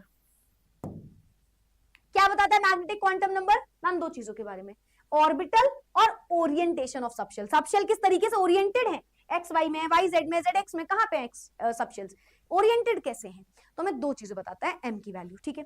तो मेरे ख्याल से सुन तो हमने लिया। अच्छा यहाँ पे कुछ फॉर्मुलाज लिखे, उसे भी नोट करिए, ये तो मैंने आपको बता दिया। साथ ही साथ नंबर ऑफ ऑर्बिटल्स अगर आपको सबशेल में निकालनी है तो 12 + 1। एक सबशेल में कितनी ऑर्बिटल है? एक सबशेल में, जैसे मैंने आपसे बोला डी सबशेल में कितनी ऑर्बिटल है, लेट्स से डी सबशेल में कितनी ऑर्बिटल है, सबशेल डी में ऑर्बिटल कितनी है, तो आप बोलोगे 12 + 1। डी के लिए एल की वैल्यू कितनी होती है मैम? डी के लिए एल की वैल्यू 2 होती है ना, 2। तो 2l + 1 कितना हो गया? 3 × 2, है ना, कितना आएगा? 3 × 2, नहीं, एक सेकेंड, 2l + 1 है ना, 2 × l + 1 ओवरऑल लगा है, ठीक है। तो 2 × 2 + 1 कितना आ जाएगा? 2 × 2 = 4 + 1 5। 5 इसमें ऑर्बिटल प्रेजेंट होंगी। क्या हमें कुछ इतना देखना था क्या? बिल्कुल भी नहीं। डी में 5 ऑर्बिटल होती है, सबको पता है, सबको पता है। मैंने आपसे बोला सबशेल एफ में कितनी ऑर्बिटल है, सबको पता है कितनी, 7 ऑर्बिटल है। कैसे पता चला? -3 से +3 वैल्यू जा रही होगी, पर अगर फॉर्मूला के हिसाब से निकालना है तो 12 + 1। एफ के लिए डी की वैल्यू 3 होती है, तो 3 × 2 6 + 1 7, तो 7 ऑर्बिटल बन गई, ठीक है। एक फॉर्मूला ये हो गया। नंबर ऑफ ऑर्बिटल्स कितनी है एक मेन एनर्जी में, कितनी ऑर्बिटल है एक शेल में, मतलब शेल में अगर आपको ऑर्बिटल निकालनी है तो एक शेल में कितनी ऑर्बिटल है, तो वो n² से निकलेगा। n is number of shell, ठीक है। तो n² से निकाल लेना, ठीक है। n की वैल्यू 3 है तो क्या आएगी? इस तरीके से नंबर ऑफ ऑर्बिटल्स निकल सकती हैं, ठीक है भाई। तो इसे हमने नोट किया, ये हमने नोट किया। Spin quantum number, spin quantum एक बार ये पढ़ लो, फिर मैं सब कुछ समराइज करने जा रही हूँ, ठीक है। एक चार्ट बनाऊंगी, उसमें सब कुछ बता दूंगी क्या कैसे निकलता है, ठीक है। स्पिन क्वांटम नंबर हमें बताता है ये आखिरी में मैंने जैसे बताया, ये आपको सिर्फ और सिर्फ बताता है इलेक्ट्रॉन रोटेटेड कैसे है, इलेक्ट्रॉन कैसे बैठा है, इलेक्ट्रॉन का रोटेशन क्या है। इलेक्ट्रॉन तो घूम रहा है, रोटेट कर रहा है, तो किस तरीके से है। तो दो तरीके का रोटेशन हो सकता है, या तो इलेक्ट्रॉन एस जो हमें वो बताएगा, या तो इलेक्ट्रॉन प्लस हाफ है या तो माइनस हाफ है, यानी कि या तो इलेक्ट्रॉन क्लॉकवाइज घूम रहा है, या तो भाई हमारा इलेक्ट्रॉन क्लॉकवाइज घूम रहा है, या तो भाई हमारा इलेक्ट्रॉन एंटी क्लॉकवाइज घूम रहा है। या तो क्लॉकवाइज रोटेट कर रहा है या तो एंटी क्लॉकवाइज, मतलब या तो हमारा इलेक्ट्रॉन क्लॉकवाइज घूम रहा है ना, जिस तरीके से क्लॉक घूमती है ऐसे, या तो एंटी क्लॉकवाइज इस तरीके से। तो एक इलेक्ट्रॉन घूम कैसे रहा है उसे आप बोलते हो क्लॉकवाइज और एंटी क्लॉकवाइज, ठीक है। जैसे कि अगर इधर घूम रहा है तो ऐसे बना दिया, एंटी क्लॉकवाइज है तो ऐसे बना दिया, है ना। क्लॉकवाइज है तो वो वाला साइड, एंटी क्लॉकवाइज है तो ये वाला साइड। अच्छा क्या मैम ये सच होता है क्या, ये ऐसा अगर हमने एंटी क्लॉकवाइज इसको बोल दिया और इसको क्लॉकवाइज बोल दिया, आप कह रहे हो ये सही है, अगर मैम मैंने इसको एंटी क्लॉकवाइज बोल दिया इसको क्लॉकवाइज बोल दिया, कोई गलत बात नहीं है। बस ये याद रखना, अगर आप इसे क्लॉकवाइज बोल रहे हो तो इस वाले डायरेक्शन को आप एंटी क्लॉकवाइज बोल देना, अगर आप इसे एंटी क्लॉकवाइज बोल रहे हो तो इसे क्लॉकवाइज बोल देना। अब देखो ये तो बहुत सिंपल है, अगर आप दरअसल ये नाम कहां से है, क्लॉकवाइज देखो इस डायरेक्शन में क्लॉकवाइज, तो ये क्लॉकवाइज डायरेक्शन है ना। इसे देखो ये एंटी क्लॉकवाइज है ना, इस तरीके से डायरेक्शन है ना, इस तरीके से यहाँ पे, और ये इस तरीके से आएगा, एक क्लॉकवाइज है एक एंटी क्लॉकवाइज है। अच्छा क्या मैम अगर मैंने इसे हाफ वन प्लस हाफ बोला तो इसे माइनस हाफ बोलूंगा, यस मैम अगर मैंने इसे प्लस हाफ बोल दिया तो इसे माइनस हाफ बोल देना। तो ऐसा सच कुछ रटने वाली बात नहीं होती, पर हम ऐसे इसको, अब ऐसा ना हर बार थोड़ी कंफ्यूज रहोगे, तो ऐसा मान लिया करो कि यार अगर हमने मानना ही है, हमें एक चीज याद रखनी है, ये क्लॉकवाइज ये एंटी क्लॉकवाइज हमारे लिए, यानी कि ये प्लस हाफ ये माइनस हाफ, ऐसे हमको मान लेना है, ऐसा कुछ लेकिन रटने का कोई बात नहीं होती, ये कुछ भी आप बोल सकते हो किसी को भी, लेकिन अगर किसी एक को क्लॉकवाइज माना है तो दूसरी डायरेक्शन को सिर्फ क्लॉकवाइज ही बोलना है, याद रखना। हंस रूल में इसके बारे में और समझाऊंगी, ठीक है। चलो फिलहाल, it indicates the direction of spin of an electron clockwise या anti clockwise, shows how the electron can rotate about its own axis, अपनी एक्सिस में इलेक्ट्रॉन कैसे घूम रहा है। भाई जब आप एक ऑर्बिटल बोल रहे हो तो उसमें कोई इलेक्ट्रॉन ही तो बैठा है, एक इलेक्ट्रॉन दो इलेक्ट्रॉन इस तरीके से, ठीक है। तो वो किस तरीके से बैठा है, क्लॉकवाइज बैठा है एंटी क्लॉकवाइज बैठा है, क्योंकि वो तो रोटेट कर रहा है, तो उसे आप यहाँ पे डिनोट करते हो। कितने इलेक्ट्रॉन आ सकते हैं, कितने इलेक्ट्रॉन आ सकते हैं, तो सबसे पहले एक ऑर्बिटल में मैक्सिमम 2 इलेक्ट्रॉन्स हो सकते हैं, एक ऑर्बिटल में 1 ऑर्बिटल, इन ऑर्बिटल या कुछ भी लिख लो, 1 orbital can have maximum 2 electron, 1 orbital can have maximum 2 electron, मतलब ये जो एक डिब्बा बना रहे हो ना तुम, इसमें मैक्स टू मैक्स 2 इलेक्ट्रॉन हो सकते हैं, या तो एक होगा या तो दो, या तो एक या तो दो, ठीक है। इस तरीके से इलेक्ट्रॉन एक ऑर्बिटल में बैठ सकते हैं। देखो ऐसे इलेक्ट्रॉन बैठा दो, ऐसे इलेक्ट्रॉन बैठ सकते हैं। मैक्सिमम कितने बैठ सकते हैं, एक बॉक्स में मैम 2 इलेक्ट्रॉन मैक्सिमम, इससे ज्यादा नहीं, इससे ज्यादा कभी भी नहीं, ठीक है। अच्छा मैं एक बात बताओ, एस में सबसे ज्यादा कितने इलेक्ट्रॉन बैठ सकते हैं, एस में तो केवल एक ही ऑर्बिटल है, मतलब 2 इलेक्ट्रॉन, एस में केवल और केवल एक ही ऑर्बिटल है, मतलब एस में 2 इलेक्ट्रॉन हो सकते हैं मैम। एस में कहां लिख दूं मैं, यहां लिख देती हूँ, एस में 2 इलेक्ट्रॉन हो सकते हैं, है ना, एस में हो सकते हैं 2 इलेक्ट्रॉन, क्यों, क्योंकि एक ही ऑर्बिटल है, क्योंकि पी के पास कितनी 3 ऑर्बिटल है और एक ऑर्बिटल में 2 इलेक्ट्रॉन हो सकते हैं, मतलब पी में टोटल 6 इलेक्ट्रॉन हो सकते हैं। डी में कितने इलेक्ट्रॉन हो सकते हैं सोचो, डी में 5 डिब्बे बनाए, एक डिब्बे में 2 इलेक्ट्रॉन, तो 5 डिब्बे में 10 इलेक्ट्रॉन, तो डी में मैक्सिमम 10 इलेक्ट्रॉन हो सकते हैं। एफ में कितने हो सकते हैं, एफ सबशेल के अंदर 7 क्या बोलते हैं ऑर्बिटल होती है, एक ऑर्बिटल में 2 इलेक्ट्रॉन, तो 7 ऑर्बिटल में 14 इलेक्ट्रॉन्स, टोटल 14 इलेक्ट्रॉन्स बैठ सकते हैं। तो मैक्सिमम हर एक ऑर्बिटल में इतने इलेक्ट्रॉन्स बैठ सकते हैं, मैक्सिमम इलेक्ट्रॉन्स इतने हो सकते हैं हर एक ऑर्बिटल में। एस में क्योंकि एक ही ऑर्बिटल है तो 2 इलेक्ट्रॉन, पी में देखो 3 ऑर्बिटल है, हमने 6 इलेक्ट्रॉन बनाए, डी में टोटल 5 ऑर्बिटल है, हमने 10 इलेक्ट्रॉन बनाए, एफ में 7 ऑर्बिटल है, हमने 14 इलेक्ट्रॉन्स बनाए, तो जितनी ऑर्बिटल उसका डबल इलेक्ट्रॉन हो गया, है ना, ये याद रखना, ये याद रखना। और ये आपको निकालने का एक फॉर्मूला भी वो दे रहे हैं, पर आपको खैर ऐसे ही याद रखना चाहिए ये चीजें। मैक्सिमम नंबर ऑफ इलेक्ट्रॉन एक शेल में कितने हो सकते हैं, 2n स्क्वायर, 2n स्क्वायर, ठीक है। आई गेस ये बता चुके थे क्या, हाँ चलो ठीक है, 2n स्क्वायर, तो ये फॉर्मूला लिख लेना। अब देख लो ओवरऑल फॉर्मूला यहाँ पे लिखे हुए हैं, नंबर ऑफ शेल जितनी होती है उतनी सबशेल होती है, याद है।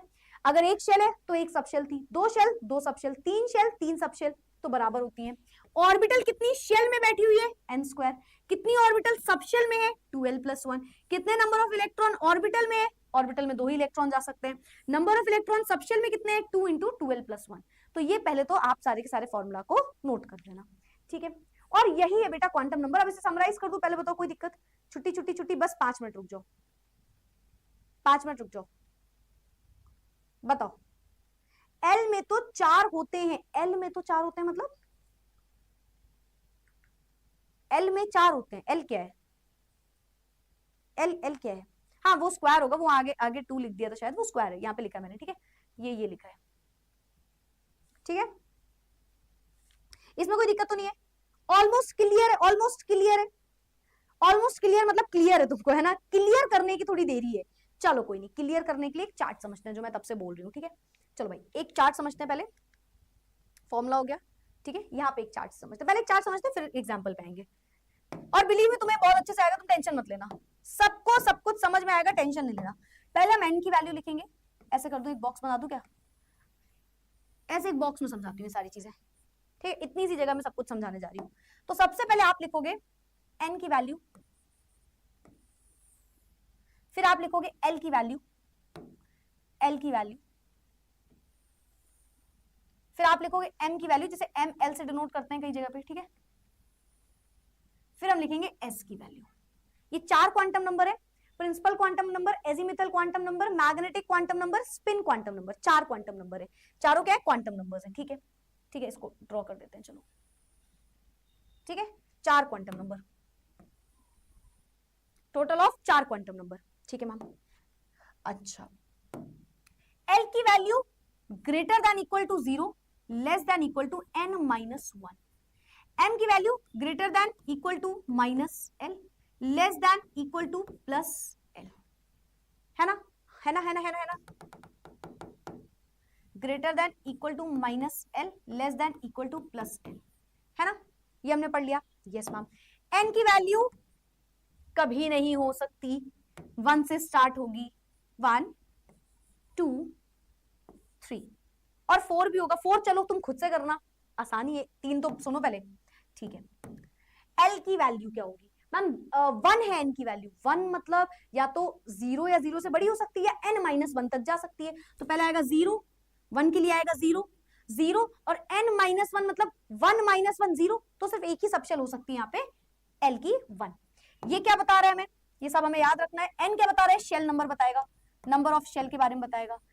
एल बताएगा सबशेल कौन सी है, सबशेल कौन सी है। एम बताएगा हमें, एम हमें किस बारे में बताएगा? तो इसको थोड़ा सा नीचे कर लेते हैं ना, इसको भी। एम हमें किस बारे में बताएगा? तो एम हमें बताएगा, एम हमको बताएगा, रुको, एम हमको किस बारे में बताएगा? एम हमको बताएगा मैम ऑर्बिटल के बारे में, ऑर्बिटल के बारे में। और एस हमें बताता है मैम रोटेशन के बारे में, है ना। साथ ही साथ सब कुछ, दो चीजें सब लोग बता रहे होते हैं तो उसके बारे में लिख लो। शेल के साथ साथ साइज बताएगा, सब शेल के साथ साथ शेप बताएगा, ऑर्बिटल के साथ साथ ओरिएंटेशन बताएगा। ठीक है, चलो आगे बढ़ते हैं। सोचो, जब n की वैल्यू 2, सेकेंड शेल में कितनी सबशेल होती है? 0 से लेकर के n माइनस एल, मतलब 0 होगी और n माइनस एल 0 होगी और n माइनस एल का मतलब है 2 माइनस 1 यानी कि 1 हो सकती है ना, 0,1 हो सकती है, 0,1 ऐसे लिख दो, 0,1। 3 में मैम 0 हो सकती है, 1 हो सकती है, 2 हो सकती है, कोई दिक्कत नहीं आई होगी यहां तक। ठीक है, m की बात करो, m की बात करो, अगर हम m की बात करेंगे मैम, m माइनस एल से प्लस एल जाता है, 0 के लिए माइनस 0 से प्लस 0 मतलब 0। ठीक है, इसे आप क्या बोलते हो? इसे बोलते हैं मैम हम एस सबशेल, है ना, एस सबशेल। इसे बोलते हैं हम पी सबशेल, 1 को पी बोलते हैं, 0 को एस, 1 को पी, 2 को डी, 3 को एफ। ठीक है, चलो ये आ गया। तो 0 में केवल 0, एक ही ऑर्बिटल, मतलब एस में केवल एक ऑर्बिटल बनती है। हाँ जी बेटा, एस में केवल एक ऑर्बिटल बनती है, ऐसे एस लिख दे रही हूं, एस में केवल, बगल में लिख दो कोई दिक्कत तो नहीं, यहां पे लिख दे रही हूं, एस में केवल एक ऑर्बिटल बनती है। पी में 1 माइनस 1 से प्लस 1, माइनस 1 से प्लस 1 मतलब माइनस 1 से प्लस 1, तो माइनस 1 0 प्लस 1, 3 ऑर्बिटल होती है मैम। कितनी? 3 ऑर्बिटल होती है, 3 ऑर्बिटल। किसकी बात कर रहे हो? पी की बात कर रहे हो, पी की बात। अच्छा एक और चीज याद रखना, जो आप एम की वैल्यू निकालते हो ना, ये हमेशा आप लास्ट इलेक्ट्रॉन को देख के निकालते हो, है ना, मतलब आप बोलोगे मैम यहाँ 0 भी तो लिखा था, पर लास्ट इलेक्ट्रॉन पहले 0 में गया होगा फिर 1 में जाता है, तो ये लास्ट सब शेल हुई, तो 1 के हिसाब से लिख रहे हो। तो 1 में टोटल 3 ऑर्बिटल होती है। कौन कौन सी? -1 0 +1, ठीक है। p हो गया, p हो गया मैम। अब इसकी बात करते हैं, थोड़ा सा इसको ऊपर लिख लेते हैं, इसको भी, ठीक है। चलो भाई ये समझ गया मैम। अब 3 की बात करूं तो 3 में टोटल 3, देखो 3 शेल में 3 ऑर्बिटल, तो sorry 3 subshell. Number of shell और सबशेल तो बराबर ही है ना, एक शेल में एक सबशेल, 2 शेल में 2 सबशेल, 3 शेल में 3 सबशेल, है ना? Yes ma'am. अच्छा इसमें कितने ऑर्बिटल आएंगे मैम? 2 तक जा रहा है, 2 मतलब sp d की बात हो गई। d में हमें वैसे भी याद है मैम 5 ऑर्बिटल बनती है, और नहीं भी याद था मैम तो -2 से +2 तक जाना था, तो यानी कि -2 -1 0 +1 +2, यानी कि मैम 5 ऑर्बिटल बननी थी, 5 ऑर्बिटल बननी थी। किसमें? डी में, डी में 5 ऑर्बिटल बननी थी। एफ की बात करो, फोर्थ में आ जाओ, फोर्थ में आ जाओ मैम। 4 का मतलब है मैम 4 का मतलब है 0 से लेकर के n-1, तो 0, 1, 2, 3, तो यानी कि s p d f। f में कितनी ऑर्बिटल होंगी सोचो? f -3 से +3, 7 टोटल हो गया, है ना? -3 -2 -1 0 +1 +2 +3, ये हो गया मैम। कितनी ऑर्बिटल होंगी? 1 2 3 4 5 6, टोटल 7 ऑर्बिटल बैठी होंगी। किसमें?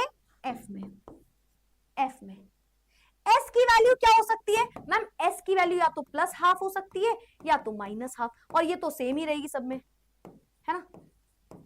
एक बॉक्स में, एक ऑर्बिटल में कितने इलेक्ट्रॉन ज्यादातर जा सकते हैं? 2, ज्यादा ज्यादा 2 इलेक्ट्रॉन जा सकते हैं मैम, ज्यादा ज्यादा केवल 2 इलेक्ट्रॉन जा सकते हैं, ठीक है। अच्छा आपको पता है इसका नाम क्या होता है? एग्जैक्टली नाम इसको आप बोलते हो 1s। 1 को आप डिनोट करो नंबर ऑफ शेल, कितनी शेल है? 1, और सबशेल 1 s। इसको आप बोलते हो 2 पे है, 2 शेल की ये सबशेल है तो 2s, 2 शेल में ये सबशेल है तो 2p, थर्ड शेल में ये सबशेल है 3s, थर्ड शेल में ये 3p, थर्ड शेल में ये 3d, फोर्थ शेल में 4s, 4p, 4d, 4f। तो आप नंबर ऑफ शेल और सबशेल साथ में भी लिखते हो। 1f का मतलब है, लेट्स से हमने बोला 1s मतलब पहली शेल में एक सबशेल है s, मैंने बोला 3d मतलब थर्ड शेल में d सबशेल की बात कर रहे हो, तो इस तरीके से 1s 2s 2p 3s 3p 3d ये भी लिख सकते हो आप, ठीक है। चलो और इसका तो सेम ही रहने वाला है, या तो यार ऐसे इलेक्ट्रॉन बैठा होगा या तो ऐसे बैठा होगा, कोई बड़ी बात थोड़ी है, या तो क्लॉकवाइज होगा या तो एंटी क्लॉकवाइज होगा, तो कोई इसमें दिक्कत नहीं है, इस तरीके से इलेक्ट्रॉन आ जाएंगे। अब एक क्वेश्चन करते हैं, ठीक है। यहां तक भी कोई बात नहीं होगी मेरे ख्याल से, यहां तक भी समझ में। एक क्वेश्चन फिर खत्म कर देंगे क्लास, एक क्वेश्चन फिर क्लास खत्म। आपको बताना है बेटा, फाइंड करना है वैल्यू ऑफ s बताना है, p बताना है, n बताना है, l बताना है, m बताना है, s बताना है, चारों क्वांटम नंबर बताना है। लेट्स से 3p के लिए, 3p के लिए बताओ, मतलब आपको n बताना है, n की वैल्यू क्या होगी, l की वैल्यू क्या होगी, m की वैल्यू क्या होगी, s की वैल्यू क्या होगी। सोचो 3p 3 क्या होगी मैम? शेल नंबर, ये तो शेल नंबर हो गया जो आगे लिखा रहता है, शेल अभी अभी बताया, तो मतलब ये थर्ड शेल की बात हो रही है, थर्ड शेल की बात हो रही है, थर्ड शेल की बात हो रही है। थर्ड शेल में p की वैल्यू कितनी होती है? तो 0 होता है s, 1 होता है p, तो यानी कि p कितना आ गया? 1, l की वैल्यू आ गई 1, ये l की वैल्यू होती है ना। s के लिए l की वैल्यू 0, p के लिए 1, d के लिए 2 होती है, f होता तो 3 हो जाती, तो l की वैल्यू कितनी आएगी? p के लिए 1, p के लिए 1। m की वैल्यू कितनी होगी मैम? m की जो वैल्यू होती है वो -1 से +1 जाती है ना, -1 से +1 जाती है, -1 0 +1, -1 से लेकर के +1 तक जा रही होती है ना। तो अगर मैंने बोला यहाँ पे m की वैल्यू कितनी होगी, तो सोचो कितनी होगी? -1 से +1 तक वैल्यू यहाँ पे जाती है, ठीक है। तो m की वैल्यू जो है 1 2 3 के बराबर आएगी, और s क्या हो सकता है? या तो +½ या तो -½ लेट्स से मैंने यहाँ पे इलेक्ट्रॉन भेजे, तो 1 2 3 4 है ना, 3p 4 लिखा हो, यहाँ पे लिखा होगा, सॉरी मैंने लिखा नहीं, 3p लेट्स से 4, ठीक है। तो चौथा इलेक्ट्रॉन यहाँ गया, अभी इसको हंड्रेड रूल में और क्लियर करूंगी, तुम टेंशन मत लेना। ये वाला अगर नहीं समझ में आया यहाँ पे चौथा क्यों गया तो कोई दिक्कत नहीं, ये मैं आपको बताऊंगी हंड्रेड रूल में। फिलहाल यहाँ पे क्योंकि -1 में गया तो आप बोलोगे m की वैल्यू -1, -1 और s की वैल्यू कितनी आएगी -1। हमने एंटी क्लॉकवाइज बनाया तो -1 मतलब -12 एंटी क्लॉकवाइज। इस तरीके से हम वैल्यूज निकालते हैं। मैंने बोला था लेट्स से यही सारी वैल्यू बतानी है आपको, यही सेम सारी की सारी वैल्यू बतानी है आपको, सॉरी यही सेम सारी वैल्यू बतानी है 3D 5 में, 3D 5 में नहीं 3D भी नहीं, इस बार 2D 4 में, ठीक है, नहीं 2D भी नहीं, 2D भी नहीं, 2D भी नहीं, मैंने बोला 4D 3 बोल दूं, 4D 3 क्या बोल दूं बताओ, ऐसा कोई भी एग्जांपल आप ले सकते हो। चलो ऐसे लेते 2P3 लेते हैं अभी, 2P3 तो n की वैल्यू कितनी हो जाएगी 2 सेकेंड शेल। मैं ज्यादा बड़ी वैल्यू नहीं ले सकती क्योंकि अभी आपको थोड़ा सा कंफ्यूजन आएगी उसको समझने में। जैसे f वगैरह में अगर हम चले जाएंगे तो f में फिर आपको फिलिंग करना सिखाना पड़ जाएगा मुझे, है ना, जो आप अगेन हंड्स रूल से ही समझोगे जल्दी। तो n की वैल्यू कितनी हो गई 2, ठीक है। l की वैल्यू कितनी होगी मैम, p की b में गया s p किस में आता है 1, l की वैल्यू 1। m की वैल्यू कितनी हो जाएगी 1 के लिए -1, -0, 1 ऐसे होता है, -1 0 +1, है ना। तो 1 2 कितने 3 इलेक्ट्रॉन जाने, ये आपको इलेक्ट्रॉन बता रहे होते हैं, 3 इलेक्ट्रॉन जाने, तो तीसरा इलेक्ट्रॉन कहां गया +1 में, तो m की वैल्यू आ गई +1। s की वैल्यू देखो स्ट्रेट बनाया यानी कि ये होगा हमारे लिए +12, जैसे आप बोल सकते हो क्लॉकवाइज। अब बताओ किसे किसे क्लियर है सारे के सारे क्वांटम नंबर्स, किसे किसे। अच्छा अगर मुझसे बोलता शेप बताओ सबशेल का, शेप बताइए सबशेल का, मैं क्या लिखती p की बात हुई मतलब dumbbell shape, dumbbell shape, d होता डबल डंबल। अब बताओ किसे किसे ये चीज क्लियर है, टेस्ट नहीं शो हो रहा है ऐसा कुछ है क्या, चलो मैं चेक करवा लूंगी एक बार। एक क्लॉकवाइज तो दूसरा क्लॉक एंटी क्लॉकवाइज, यस बेटा, एक डिब्बे में एक बॉक्स के अंदर अगर एक क्लॉकवाइज है तो दूसरा हमेशा एंटी क्लॉकवाइज होगा, दोनों सेम डायरेक्शन कभी नहीं हो सकते। और यही आपको आगे पढ़ना है तो अभी इसमें चर्चा मत करो, ये आपको आगे रूल समझाऊंगी मैं। क्लियर है, m और s समझ नहीं आया लास्ट में, m और s क्यों नहीं समझ में आया, देखो 3 इलेक्ट्रॉन भेजने थे तो 1 2 3, तो तीसरा इलेक्ट्रॉन कहां गया -1 0 +1, तो +1 में गया तीसरा इलेक्ट्रॉन और स्ट्रेट गया ऐसे। हमने बताया ना इसको हम क्लॉकवाइज बोल रहे हैं, इसको हम एंटी क्लॉकवाइज बोल रहे हैं, तो इसको हमने क्लॉकवाइज बोला +12 वैल्यू हो गई इसकी। बताओ बताओ बताओ क्लियर है, वहां पे m की वैल्यू +1 होगी तो +1 ही रखिए बेटा, +1 ही रखिए। मेरे ख्याल से तुम्हें क्लियर हुआ होगा। और मैं तुमको एक बात बोलूं, बस एक रिक्वेस्ट कर सकती हूँ, ऑर्डर दे सकती हूँ, ये बहुत इंपॉर्टेंट टॉपिक है आज जो आप सुन रहे हो ना SPD, ये तुम्हें घोल के पीना है। ये तुम 5वें चैप्टर 6th चैप्टर तक आते आते एस जब तुमने सुन लिया तो तुम्हें पता है एस मतलब एस ऑर्बिटल की बात हो रही है भाई, छोटा एस का मतलब एस ऑर्बिटल है, उस ऑर्बिटल में 2 इलेक्ट्रॉन जा सकते हैं। तो ये आपको क्वांटम नंबर्स जो है ना ये बहुत इंपॉर्टेंट होंगे। आपको एक बात बताती हूँ, चलो ये भी हटाओ, आपने इलेक्ट्रॉन्स फिल करने सीखे ना 2,8, 8,18, अब यहाँ पे वो चीजें नहीं चलती, यहाँ पे चलता है 1s2 2s2 2p6 3s2 3p6 4s2 3d10, इस तरीके से चलता है। तो s में इलेक्ट्रॉन जा रहा है, p में जा रहा है, d में जा रहा है, f में जा रहा है, किस तरीके से जा रहा है, कितने इलेक्ट्रॉन्स जा रहे हैं, ये पूरी इलेक्ट्रॉनिक कॉन्फ़िगरेशन बदलेगी और वो sp-df से समझ में आएगी, ठीक है। तो मेरे ख्याल से आपको ये टॉपिक क्लियर हुआ होगा। और बस आपसे मैं रिक्वेस्ट कर सकती हूँ, मेक श्योर कल की क्लास में आने के पहले पूरा रिवाइज करके आना, ये वाला टॉपिक रिवाइज करके आना, ये टॉपिक, ठीक है, रिवाइज करके आना। और अगर आपने रिवीजन नहीं किया हमने मैम तो मैं देखो कुछ कह नहीं सकती, पर मैं ये बोल सकती हूँ फिर मेरी तरफ से तुम्हें छुट्टी, 3-4 दिन फिर क्लास में ही मत आना, क्योंकि अगर आपने ये टॉपिक ही नहीं पढ़ा तो आपको आने वाले 3-4 दिन कुछ समझ नहीं आने वाला। अगर आपने ये टॉपिक नहीं पढ़ा तो मैम की तरफ से आपको फ्री हॉलीडे है बेटा, तुम समर वेकेशन 4 दिन की जरूर ले लेना और 4 दिन का अपना बैकलॉग बना लेना, क्योंकि अगर आप ये रिवाइज करके नहीं आओगे आने वाली 3 क्लासेस मतलब जो भी आपके इस वीक की क्लासेस चलने वाली हैं, कुछ भी बिलीव मी आपको समझ में नहीं आएगा, कुछ भी। And I mean it when I say this I completely mean this, कि अगर मैं आपको बोल रही हूं तो ये आप मान के चलो, आपको सच में मत आना, आपको मेरी तरफ से प्यारी सी छुट्टी ले लो, ठीक है, ठीक है, छुट्टी ले लो फिर तुम मेरी तरफ से। तो ये चीज हमें याद रखनी है।